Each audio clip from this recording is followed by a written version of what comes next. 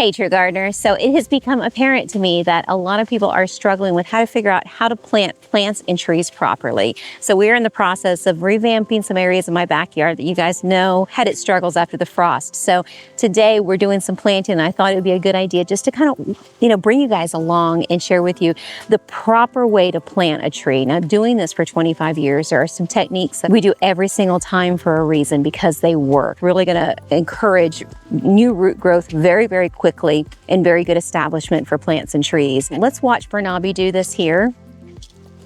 So what we did miss in this first section is usually I set the potted plant in the location that I want to actually have the plant installed in. What he'll do is he'll take and he'll kind of go around the pot itself and just slice that area with a shovel. That kind of gives you an outline. He always goes larger than the pot. That way we can make sure that the hole itself is wider than the actual root ball of the plant. We want to make sure that that plant has room to just kind of, branch out versus be tucked so tight into the existing holes. By the time he's done here, it's going to look more like a big kind of wide bowl versus a pot exactly that same size. And then he's going to want to put that about 3 inches high above the ground. That way there's no settling when we add our new soil mix to it. So look how much higher that sits than the ground. That's how you want to plant a plant. You don't want to take the chance of that plant settling or that tree settling over time. Then you want to chop that root ball right along those edges, because what that does is it promotes, it looks like a hard prune on the roots to promote and get out of that rounded version of the pot.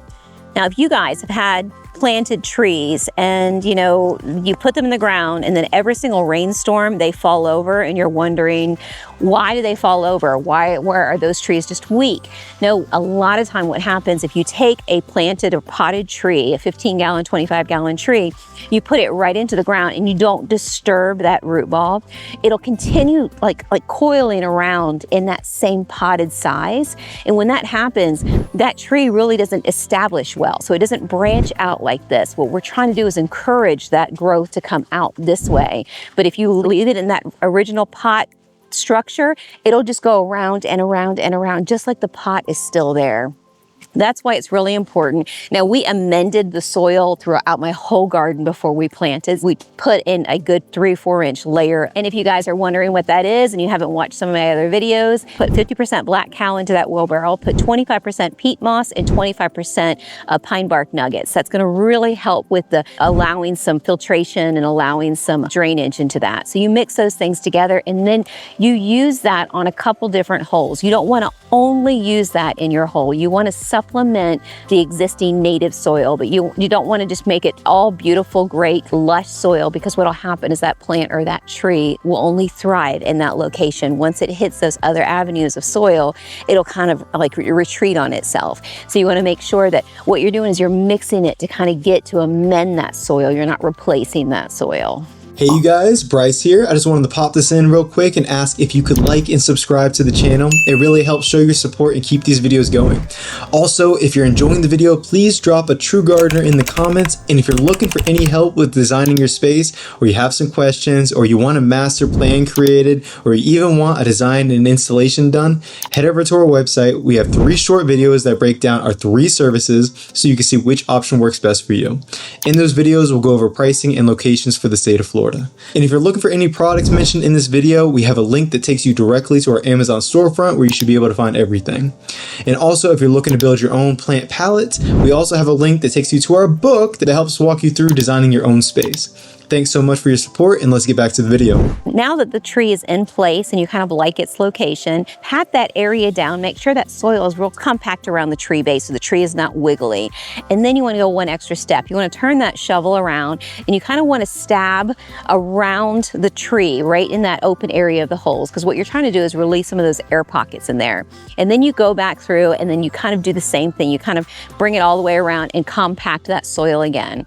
Now you're going to do that one more time, but the next time you're going to do it with a hose. Now we use a prober. My husband did a makeshift prober 20-something years ago. We always use it because it's super, super handy to have. But all that is a PVC pipe that's connected to your hose that allows you to go in all the way around the root ball. You should do about 4 holes for any main tree. And you just go around the root ball, probe that in, let the water kind of go in, fill up the holes. It releases any air pockets that might be in there. That is kind of like the secret sauce, y'all. That is the way to plant hundreds and thousands of plants, you know, that we plant and lose like very, very little to transplant shock. If you can really make sure that there's no air in that root ball and you didn't plant the plant too hot or too low, and you made sure to use a good mixture of soil, there's no reason why your plants should not thrive and survive and do so very well in your garden. You want to make sure to allow and release that air by using that water, and then cover those holes back up, and then now you're ready for mulch. We like to use the dark brown, it's called dark brown cocoa mulch, and it is a hardwood mulch, so I do like that. It is dipped and dyed, the kind of a nice dark brown looking. It tends to sit really well. It's called a no-float mulch, but I think every mulch in the world would float if we got enough water. But I think it knits really, really nice. It's not those big pine bark nuggets. Those have a tendency to really float on you, and it's not the cypress mulch, but I really do like that variety of mulch. I think Close carries it. And when you have beautiful tropical colors, that backdrop of that dark tone, I think really sets the scene for a tropical garden. Thank you guys so much. I hope that little tidbit of information really helps, and you guys are off to a very, very good start on creating your beautiful garden. Good luck, true gardeners.